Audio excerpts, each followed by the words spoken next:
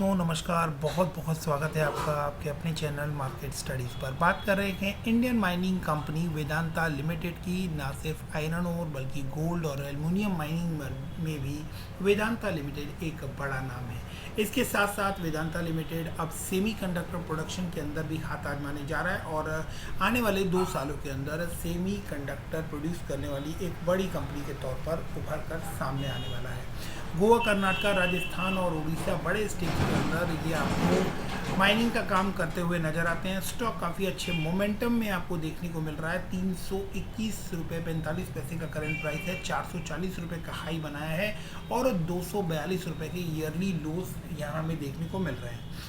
अपने recent high से इसने 30% के आसपास का बड़ा करेक्शन लिया है। इन लेवल्स के ऊपर से स्टॉक को बाय करना कितना करेक्ट होगा और कितने समय के लिए होल्ड करें तो ये स्टॉक आपको बेहतरीन रिटर्न दे सकता है, इसके बारे में बात करने की और समझने की कोशिश करते हैं। वेदांता लिमिटेड 1,19,601 करोड़ के साथ एक बड़ी कंपनी है और आपको मार्केट में काम करती हुई नज़र आ रही है। 322 का करंट प्राइस है, अपने हाई से 30% के आसपास करेक्ट हो चुका है। स्टॉक का पी जो है वो काफ़ी अफोर्डेबल है और स्टॉक अपने प्राइस टू बुक वैल्यू के हिसाब से भी बहुत बहुत ज़्यादा अफोर्डेबल है। तो एक बेहतरीन स्टॉक है जो कि आपको बेस्ट प्राइस के ऊपर मिलता हुआ नज़र आ रहा है। अपने प्राइस टू बुक वैल्यू से देखेंगे तो 1.83 और पी रेशियो के हिसाब से देखेंगे तो एवरेज पी रेशियो 16 का है और इनका पी रेशियो 6.26 का है, यानी प्योरली अफोर्डेबल स्टॉक है। एक बड़ा कंसर्न है और उस कंसर्न के अलावा इस स्टॉक के अंदर आपको एज सच कोई कमी देखने को नहीं मिलती। एक बेहतरीन डिविडेंड पे करने वाला और डिविडेंड यील्ड 14% के आसपास की बड़ी डिविडेंड यील्ड देखने को मिल रही है। आरओई रिटर्न 30% के आसपास, आरओसी रिटर्न 32.3% के आसपास। बहुत ही बेहतरीन फंडामेंटल्स यहाँ पर हमें देखने को मिल रहे हैं वेदांता लिमिटेड में। फेस वैल्यू 1 रुपीज़ की हो चुकी है, यानी फर्दर स्प्लिट देखने को शायद ना मिले।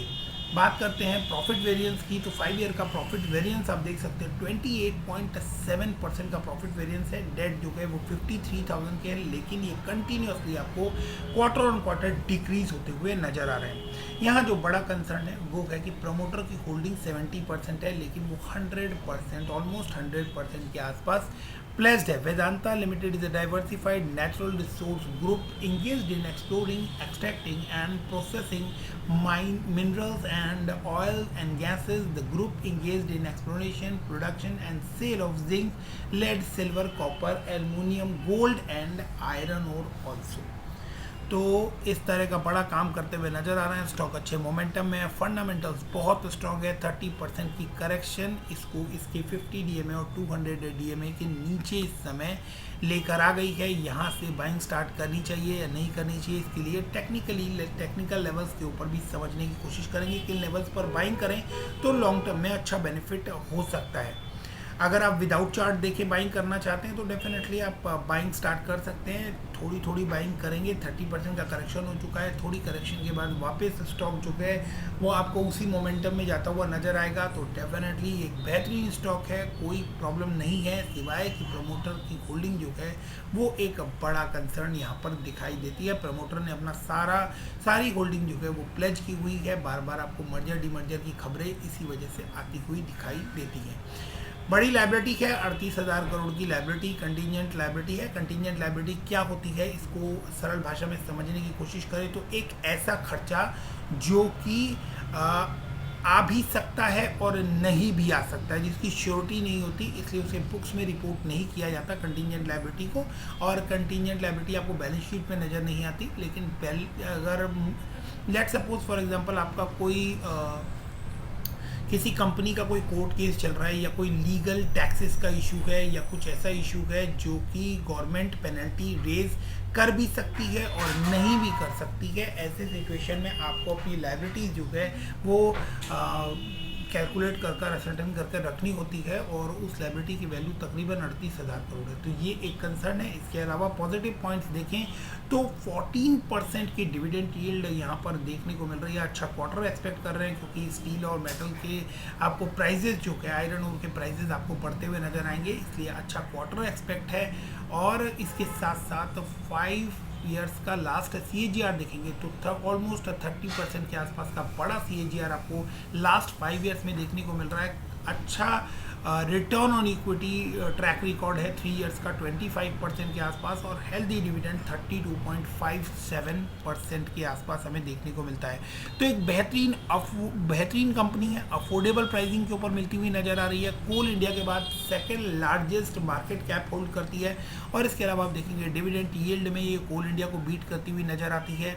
इसके अलावा यहाँ पर आपको सेल्स क्वार्टरली बेसिस के ऊपर ये कोल इंडिया को बीट करती हुई नजर आती है विद 39,822 करोड़, और क्वार्टरली सेल्स वेरिएंस 41 का है, यहाँ 22 का देखने को मिल रहा है। तो बहुत सारे फ्रंट्स के ऊपर आपको ये अपने पीयर्स में, और वो भी जो नंबर 1 पे है, उनको बीट करती हुई नज़र आती है। इसके अलावा आप देखेंगे क्वार्टरली परफॉर्मेंस, तो आपको हमेशा ही रेवेन्यू और प्रॉफिट्स जो है वो इंक्रीजिंग मोड में नज़र आ रहे हैं। यहाँ पर 10,000 से 13,000 करोड़ दिसंबर के कंपैरिजन में, और यहाँ प्रॉफिट्स भी देखेंगे आप, तो प्रॉफिट्स भी आपको बढ़ते हुए नज़र आ रहे हैं लास्ट क्वार्टर से। लेकिन जब हम मार्च 21 से कंपैरिजन करते हैं तो मार्च में हमें यहाँ पर 6432 करोड़ का नेट प्रॉफिट था, जो कि अब आपको 5799 करोड़ का नेट प्रॉफिट देखने को मिल रहा है। हालांकि जो ऑपरेटिंग प्रॉफिट मार्जिन है वो 2% के आसपास इंक्रीज होते हुए दिखाई दे रहे हैं कंपेयर टू दिसंबर और कंपेयर टू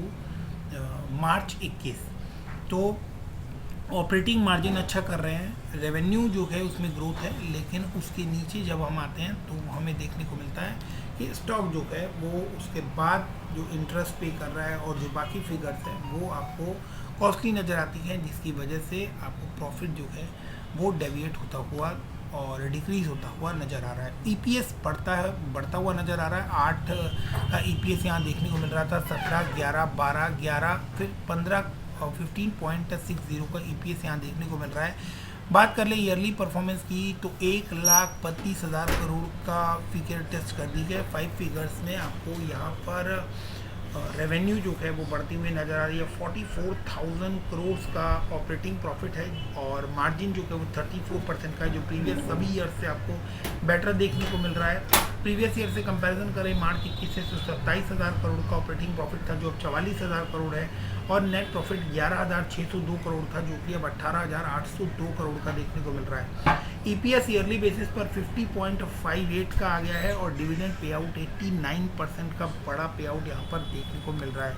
बैलेंस शीट की बात करें तो बैलेंस शीट बहुत अट्रैक्टिव नज़र आती है, लेकिन यहाँ पर आपको जो है इसके साथ साथ ही आपको ये भी देखने को मिलेगा कि बोरोइंग्स जो है वो कंपनी अब आपको डिक्रीज़ करती हुई नज़र आ रही है। यहाँ आप देखेंगे कि 66, 59, 57 और 53,000 करोड़ की बोरोइंग्स जो है हुई है। तो कंपनी ने बोरोइंग्स पे किया है 77,000, 80,000 के आसपास बोरोइंग्स थी मार्च 14 में, और जो कि अब 7 से 8 साल के अंदर आपको 53,000 के आसपास दिखाई दे रही है। तो बेहतरीन परफॉर्मेंस है, सब कुछ बहुत अच्छा नज़र आता है, चार्ट के ऊपर भी बहुत अट्रैक्टिव है, और सबसे बड़ी बात कि सबसे अफोर्डेबल पी और बुक वैल्यू रेशियो के अकॉर्डिंग आपको मिलता हुआ नज़र आ रहा है। एक तरफ जहां पूरी मार्केट में एक ही परेशानी है कि एफआईआईज पैसा खींच रहे हैं, एफआईआईज सेलिंग करते हुए दिखाई दे रहे हैं। इस कंडीशन में इंडियन मार्केट का क्या होगा, वहाँ आप देख सकते हैं कि प्रमोटर ने प्रीवियस 2 क्वार्टर में, मतलब दिसंबर में, आपको अपना स्टेक बढ़ाते हुए दिखाई दिए थे। हालांकि पूरा का पूरा प्लेज है, लेकिन इसके साथ साथ आप एफआईआईज को भी इसके अंदर स्टेक बढ़ाते हुए देख पाएंगे, और डीआईआईज ने भी इसके अंदर अपना स्टेक बढ़ाया है। पब्लिक ने इसके अंदर सेलिंग की है, और 10.56 से 9.13 आपको देखने को मिल रहा है। अदर्स के पास 0.23% का स्टेक है। तो एक बेहतरीन फंडामेंटल वाली कंपनी है, स्ट्रॉन्ग फंडामेंटल वाली कंपनी है। प्रमोटर ने भले ही अपना शेयर जो है वो प्लेज रखे हुए हैं, लेकिन प्रमोटर ने अपना स्टेक भी बढ़ाया है। एफआईआईज भी इसके अंदर खरीदारी कर रहे हैं, डीआईआईज भी इसके अंदर अपनी खरीदारी बढ़ा रहे हैं। तो सब तरफ से आपको जो सभी फ्रंट के ऊपर आपको स्टॉक जो है वो बेहतरीन परफॉर्म करता हुआ नजर आ रहा है। स्टॉक के अंदर गिरावट के बड़े कारण जो निकल कर सामने आ रहे हैं वो है कि रशिया यूक्रेन वॉर के बीच में आपको जो मार्केट है, इंटरनेशनल मार्केट, वहाँ से दबाव आता हुआ दिख रहा है, जिसकी वजह से आपको पैनिक सेलिंग आती हुई दिख रही है रिटेल इन्वेस्टर्स की तरफ से, जिसकी वजह से आपको स्टॉक जो है वो दबाव लेता हुआ दिखाई दे रहा है, और फिलहाल आपको 30% की करेक्शन भी दिखा चुका है। इन लेवल्स पर खरीदना कितना करेक्ट रहेगा, इसके लिए चार्ट को समझने की कोशिश करते हैं। बॉलिंजर बैंड में मिडिल बैंड को टच करता हुआ आपको नज़र आ रहा है, यानी कि स्टॉक जो है वो आपको होल्ड करने की सलाह दी जाती है। यहाँ पर आप इस स्टॉक के अंदर वेट एंड वॉच की पोजीशन रखिए, और अगर स्टॉक आपको अपर बैंड टच करता हुआ नजर आता है, यानी 353 के ऊपर, 350 के ऊपर आपको क्लोजिंग देना स्टार्ट करता है, करंटली 320 रुपये के ऊपर है, 30 रुपये और ये इसका अपसाइड आता है, तो वहाँ आप इसके अंदर कंफर्मेशन ले सकते हैं कि यहाँ से आपको तेज़ी की कंफर्मेशन मिलती हुई नज़र आएगी, और जब तक ये अपर बैंड को टच कर रखे तब तक आप इसके अंदर तेज़ी देख सकते हैं। जो टारगेट्स निकल कर आ रहे हैं कि अगर जिस मोमेंटम से ये स्टॉक आपको चलता हुआ नज़र आ रहा है, अगर 3 से 5 साल के लिए आप इस स्टॉक को होल्ड करते हैं तो 1000 रुपीज़ तक के टारगेट आपको देखने को मिलते हैं। अगर उसके बीच में मर्जर या डी मर्जर की कोई बड़ी खबर आती है तो वो एक सेपरेट पॉइंट होगा। अगर अभी ये स्टॉक आपको फ़िलहाल वॉलेटाइल मार्केट के अंदर आपको नीचे आता हुआ दिखाई देता है, तो स्टॉक के अंदर एक अच्छा बड़ा सपोर्ट 280 के लेवल पर बनता हुआ नज़र आ रहा है। तो 280 285 के ऊपर एक सपोर्ट है, स्ट्रॉन्ग सपोर्ट, जहां से स्टॉक में रिकवरी आने की पूरी चांसेस बनती हुई नज़र आ रही है। एक और पॉइंट यहाँ पर ये है कि बॉलिंजर बैंड अब आपको नैरो होता हुआ नज़र आ रहा है, यानी प्राइस के अंदर शायद आपको वोलेटिलिटी जो है वो अब इतनी ज़्यादा देखने को ना मिले, स्टॉक आपको इतना ज़्यादा वॉलेटाइल होता हुआ देखने को ना मिले। आप इससे पहले देख सकते हैं जो वॉलेटिलिटी है वो ज़्यादा आपको ये एरिया वाइड नज़र आ रहा है, यानी वॉलेटिलिटी बढ़ती हुई नज़र आ रही थी, लेकिन वापस से ही आपको क्लोज आते हुए नज़र आ रहे हैं, यानी वॉलेटिलिटी जो है वो अब आपको कम होती हुई नज़र आएगी। स्टॉक जो है वो आपको उसके अंदर फ्लक्चुएशन आपको कम देखने को मिल सकती है।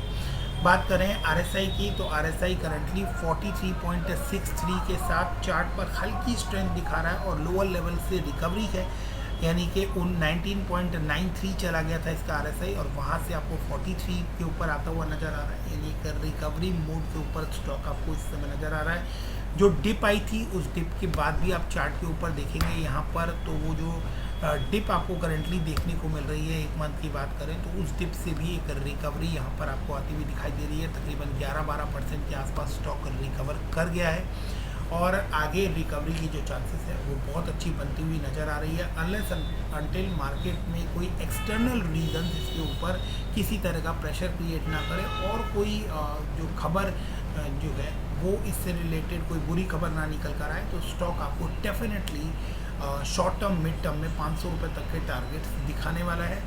और इसके बाद इस स्टॉक के अंदर का जो मोमेंटम है वो एक बेहतरीन मोड के ऊपर ये स्टॉक आपको चलता हुआ नज़र आ रहा है। एक बार 350 रुपये का लेवल, यानी ये ब्लू लाइन जो आपको चलती हुई नज़र आ रही है, एक बार इसके ऊपर ये स्टॉक ट्रेड करना स्टार्ट करता है, वॉल्यूम्स के साथ सस्टेन करता है, तो फिर आपको बड़े टारगेट्स जो हैं वो देखने को मिल सकते हैं। माइट भी बहुत ही शॉर्ट टर्म में स्टॉक वॉलेटाइल रह सकता है, लेकिन लॉन्ग टर्म में ये एक बेहतरीन स्टॉक है, बेहतरीन फंडामेंटल्स हैं, अफोर्डेबल प्राइसिंग है, और इसके साथ साथ डेट भी कम होते हुए नज़र आ रहे हैं। तो इस स्टॉक के ऊपर बिल्कुल आप अपने इस स्टॉक को रडार के ऊपर लगा सकते हैं। अगर आपने हायर लेवल्स पर बाई किया हुआ है तो फिर आप इसके अंदर बिल्कुल होल्ड कर चल सकते हैं, और अपने रिस्क टेकिंग कैपेसिटी के हिसाब से ही फैसला लीजिएगा। अपने इंडिपेंडेंट फाइनेंशियल एडवाइज़र से बात करने के बाद ही किसी तरह की बाइंग का फैसला लें। होपफुली वीडियो आपको पसंद आया हो तो वीडियो को लाइक और शेयर, चैनल को सब्सक्राइब करना ना भूलें। मिलते हैं अगले वीडियो में। कोई सवाल या सुझाव हो तो कमेंट सेक्शन में जरूर दीजिएगा। Thank you very much.